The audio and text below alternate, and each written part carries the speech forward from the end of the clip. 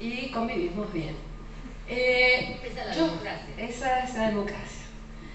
Voy a continuar con la figura de Alfonsín como antecedente histórico para abordar un artículo, un inciso particular del artículo 75 de la Constitución reformada, porque, como ustedes saben, y si no lo saben, lo estamos aprendiendo ahora, la reforma constituyente le da al Congreso de la Nación la facultad de suscribir o de ratificar tratados de integración con otras potencias. Y, bueno, si no lo leo, básicamente. Vamos a leer el artículo. Es un artículo, es un inciso muy peculiar. Dice que el Congreso Nacional podrá aprobar tratados de integración que deleguen competencias y jurisdicción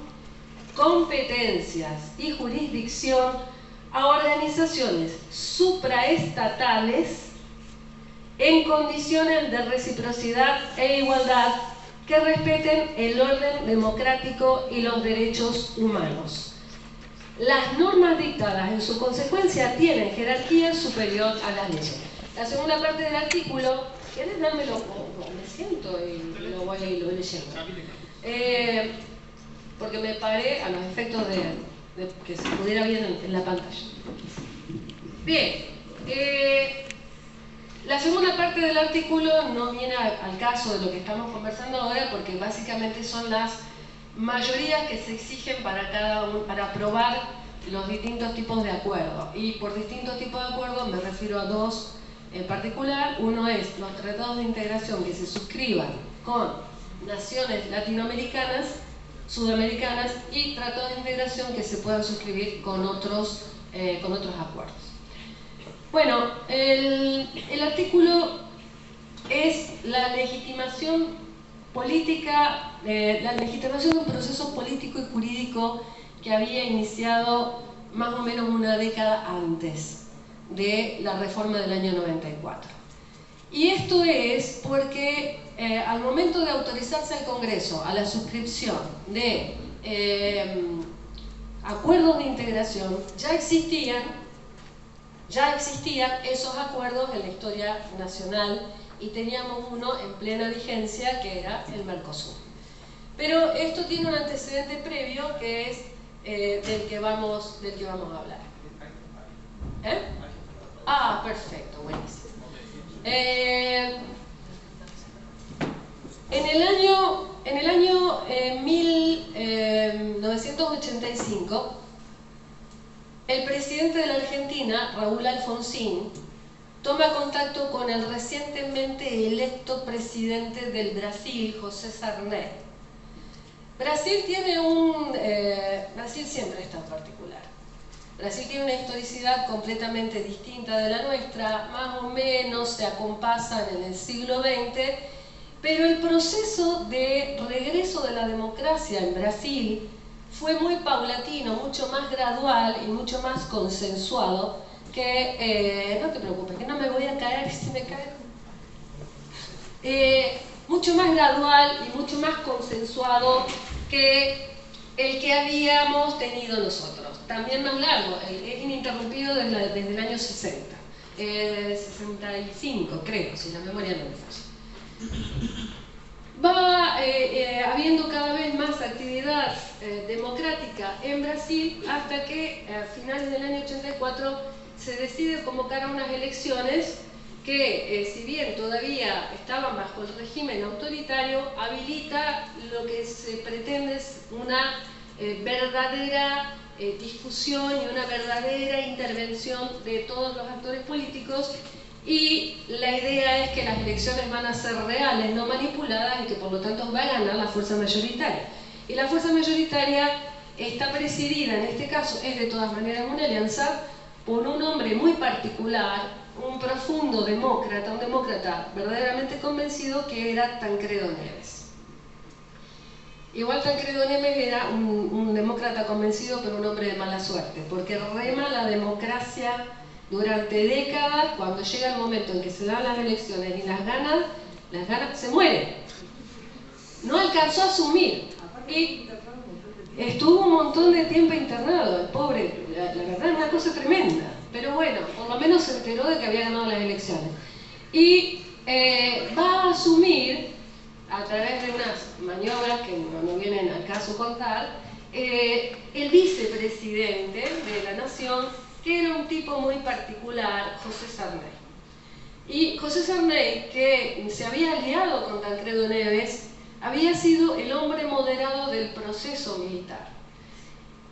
Vamos a decir en descargo de Sarney que, si bien cuando asume la presidencia, asume con mucha desconfianza por parte de todos los sectores, porque había estado profundamente involucrado, lo vuelvo a decir, con el gobierno militar que acababa de terminar, él promete que va a seguir a pie juntillas la plataforma electoral de Tancredo Neves y cumple.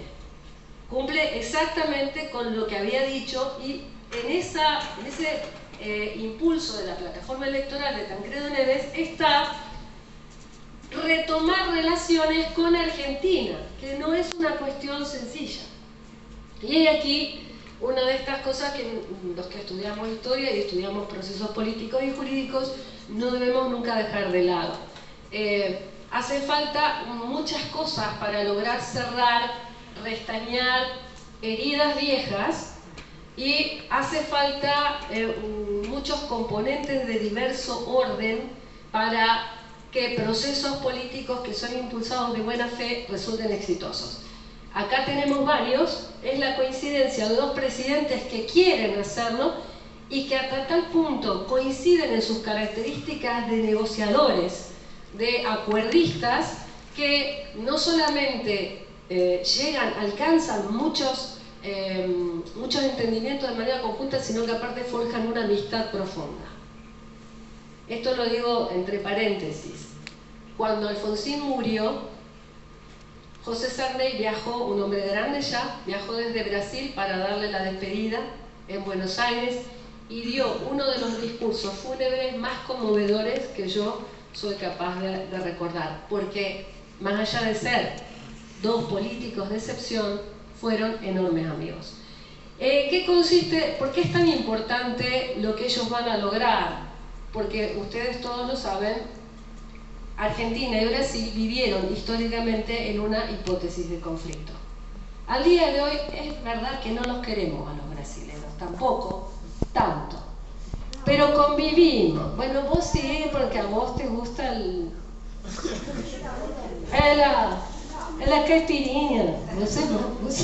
Você vai ao Brasil. O melhor do mundo é um socio difícil. O mais grande do mundo es un socio difícil, pero realmente teníamos muchas dificultades con Brasil. Brasil es uno de los pocos países con los que nosotros estuvimos en guerra. Argentina es un país que prácticamente no tuvo guerra con Brasil. Y hasta tal punto la desconfianza, la suspicacia mutua durante los últimos años de gobiernos militares era tan grande que había obras de infraestructura que era absolutamente necesaria hacer y los países no se ponían de acuerdo para hacerlos porque tenían resquemores uno del otro. Eran necesarias represas. Pero ¿cómo vamos a estar desperdiciando la fuerza de los ríos limítrofes por el hecho de que no queríamos hacer represas porque uno decía, ah, no, si a un brasilero se le da por reventar el puente, nosotros nos morimos todos ahogados? Pero ese era el nivel de estancamiento que tenía la evolución política previo a esta época. Alfonsín es un hombre que en materia de relaciones internacionales manifiesta los rasgos más genuinos de su radicalidad. Él sigue a pie juntillas la línea de pensamiento de relaciones internacionales históricas del Partido Radical y en consecuencia va a solucionar dos hipótesis de conflicto historiquísimas.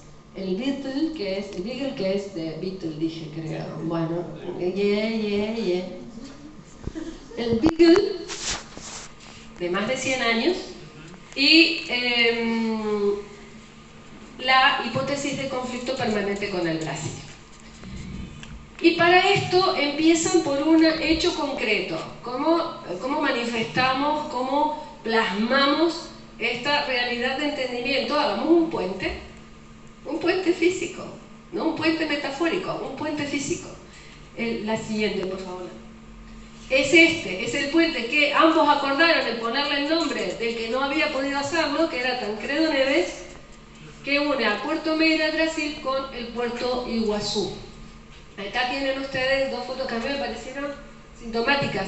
En la que está de este lado vemos de un lado Brasil y de otro lado Argentina. Y ahí el cartel, frontera de país, Brasil, Argentina. Y es un puente que viene a salvar no solamente la distancia en el río y necesaria para la comunicación física de los dos países, sino una distancia de muchísimos años. El último puente que se había hecho entre Brasil y Argentina era del año 47. Era del año 47. Es absoluto. Si hay algo simbólico en la vida, eso es un puente. Eso es un puente. Y lo inauguran en el mes de noviembre del año 85. Fíjense que Sarney hacía muy poco que estaba en el gobierno. Y hacen el acta de Foz de Iguazú, que es el puntapié inicial del proceso, del último gran proceso y permanente y triunfante proceso de integración de la Argentina. La próxima, por favor. En el acta de Foz de Iguazú, ahí yo les puse 3 párrafos, están literalmente extraídos. Se hablan de muchas cosas. Se habla del entendimiento necesario, se habla de la necesidad del fortalecimiento de la democracia. Se habla en este último párrafo de una cosa institucionalmente muy interesante que funcionó, fue efectivamente puesta en marcha, la creación de una comisión mixta de alto nivel de cooperación e integración económica bilateral, presidida por suministros de Relaciones Exteriores e integrada por representantes gubernamentales y de los sectores empresarios de los dos países, para examinar y proponer programas, proyectos y modalidades de integración económica. Pero en la larga cantidad de artículos que integran el acuerdo del Tratado de Foz de Iguazú, ustedes van a tener que también hablan de cooperación científica y que hablan sobre todo de la necesidad de estrechar físicamente los países a través de obras de infraestructura y comunicación. Porque podemos tener todos los acuerdos del mundo, pero necesitamos caminos. Necesitamos hidrovía, necesitamos verdadera estrechez física. Eso es muy Irigoyen. Y esta comisión se pone a trabajar en pos de un proyecto de integración que era, ya les digo, excedente de lo meramente económico. Y era posible que lo hablaran 2 presidentes que se entendían de manera profunda y que tenían una vocación democrática y republicana muy amplia, muy grande. Ahora, claro, en política, dijo recién muy bien Gabriela Bolero, no hay que dar nada por sentado, porque esto es en el año 85, en el año 85 Alfonsín había ganado las elecciones legislativas y por una de las pocas veces en que el radicalismo no tuvo mayoría nunca en el Senado, pero sí tenía amplia mayoría en Cámara de Diputados. Pero en el 87 ya la crisis económica se había manifestado, hay una pérdida de apoyo, pierde las elecciones legislativas, pierde elecciones de gobernadores y en el año 89, 5 meses antes, decide la entrega anticipada del mandato para no romper, para no generar más inseguridad, porque hay algo que el propio Alfonsín dice y es una realidad concreta. Todo lo que él proponía, el pacto social que él proponía para sacar adelante la Argentina, nadie se lo aceptaba. Cuando lo propuso Menem, se lo aceptó todo el mundo, incluyendo el radicalismo. Entonces, evidentemente ya no tenía gobernabilidad, deja el mandato. Y por el otro lado, Brasil también había tenido una evolución institucional. Brasil, que había estado negociando la salida de la dictadura durante muchísimo tiempo, entre otras cuestiones, se había propuesto la reforma de la Constitución. Y se lleva a cabo en el año 1988. Cuando se reforma la Constitución en Brasil, hay un recambio, hay un acortamiento del mandato que era de 6 años y a 5, se plasma también el sistema de voto directo, de elecciones directas, y algo que nosotros no hubiéramos hecho nunca, porque en el año 88 se acorta el mandato y dice el acortamiento del mandato se va a aplicar al presidente que está en este momento. O sea que acá no, sí, imagínate, el acortamiento del mandato en el año 88 se dice, bueno, a ver, ¿cuándo asumió Sarney? Asumió en el año 85, termina el mandato en el 90. Y efectivamente termina el mandato en el 90. Y los que llegan a continuación están en las verdaderas antípodas del pensamiento económico y del pensamiento político regional. Porque a Alfonsín lo sucede Carlos Menem y a Sarney lo sucede Fernando Collor de Mello. Y les juro que si ustedes se preocupan de leer lo que hace Collor de Mello en Brasil, van a encontrar que es prácticamente la imagen en el espejo de lo que hace Menem en Argentina. El achicamiento del Estado, la reforma del Estado, el proceso de privatizaciones, en suma, la adaptación de la política económica con todo lo que arrastra, la política social, la política de todo orden, adaptada a el modelo del consenso de Washington. Sarney y Alfonsín habían adaptadose a un consenso que era el consenso de Cartagena, que bregaba en la década del 80 por nivelar, por unir a las naciones sudamericanas para nivelar las desigualdades entre los países del primer mundo y los del tercer mundo, o países en desarrollo, y el consenso de Washington está absolutamente en las antípodas. Y Menem y Collor de Mello adscriben a esta nueva modalidad en una década nueva. Entonces, cuando ellos continúan las negociaciones que se habían dado entre estos dos bloques, entre estos dos países, para impulsar el bloque de integración, ya hablan en otros términos que son mucho más de mercado, muchísimo más de mercado. Y son ellos, en definitiva, los que van a llevar a cabo en marzo de, por favor, la siguiente, en marzo de 1991, el Tratado de Asunción. Voy a decir dos palabras en relación a la incorporación de Uruguay y Paraguay. La incorporación de Uruguay y Paraguay fue a última hora. El Mercosur en principio era bilateral. Se incorporan Uruguay y Paraguay, se cierra el círculo de la Cuenca del Plata, una construcción política interesantísima y económica que ni les cuento. Se firma este acuerdo dentro del marco de la ALADI, porque que Argentina pretende, o que Sudamérica pretende grupos integrados de países, no es tampoco una creación de los años 80, lo veníamos teniendo desde el año 60. En el año 80 se crea la ALADI. La ALADI es algo así como la UNASUR. ¿Algunos de ustedes recuerdan de Paca Paca la UNASUR? O del canal Encuentro, la UNASUR. La UNASUR es una liga que se intentó ahora en los últimos años, que era ambiciosísima, pero muy poco efectiva, muy poco concreta. La ALADI era algo así. ALADI es Asociación Latinoamericana de Integración. Prácticamente todos los países del Cono Sur adscribieron, pero los objetivos eran tan grandes, que era prácticamente inalcanzable. Pero sí la ALADI tiene una cosa interesante, que es que permite que países que la integran hagan acuerdos parciales, entre otros los famosos acuerdos de complementación económica. Y el Mercosur es un acuerdo de complementación económica dentro del marco de la ALADI. Ahora, yo les decía a ustedes que el Mercosur es una una creación con un sesgo mucho más mercantil, y de hecho lo tienen ustedes en los objetivos que se persiguen. Esto es el artículo primero. ¿Cuál es la idea? Que sea un mercado común.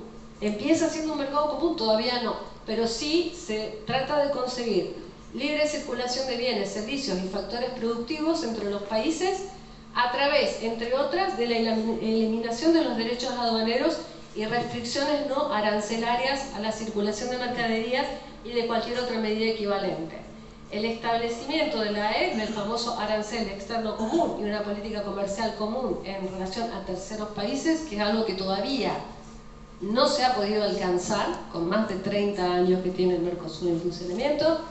Y este último punto de coordinación de políticas macroeconómicas y sectoriales. Y fíjense que todo lo que menciona, de todo lo que menciona no se ha logrado nada. De todas maneras, todo lo que menciona tiene un neto carácter económico. No hay ya, no está en el Tratado de Asunción ninguna de los puntos a desarrollar que sí estaban contenidos en el acta de Foz de Iguazú. Vale. Entonces, con este antecedente, en el año 91 llegamos a la reforma del 94.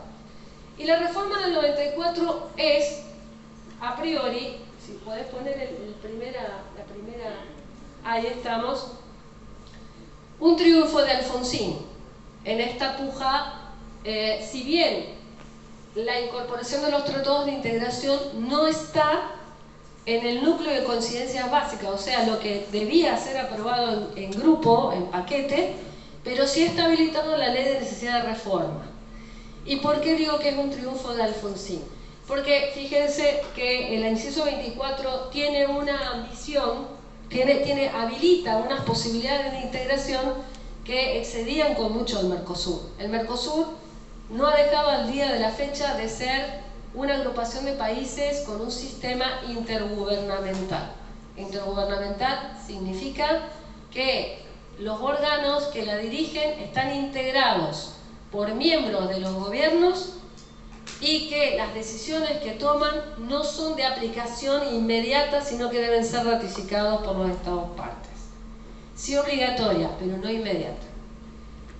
La supranacionalidad que refiere el inciso 24 del artículo 75 es la posibilidad de que trozos de soberanía de cada país sean adjudicados a órganos en común que no dependen de ningún órgano de cada uno de los gobiernos y que tienen la posibilidad de dictar normas que sean inmediatamente aplicables y obligatorias en cada uno de los Estados partes.